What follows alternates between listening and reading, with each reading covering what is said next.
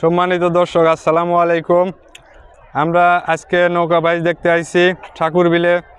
আমার কিছু কাছের মানুষদের নিয়ে আমরা কিন্তু চলে আসছি চরকুলটিয়া গ্রাম থেকে।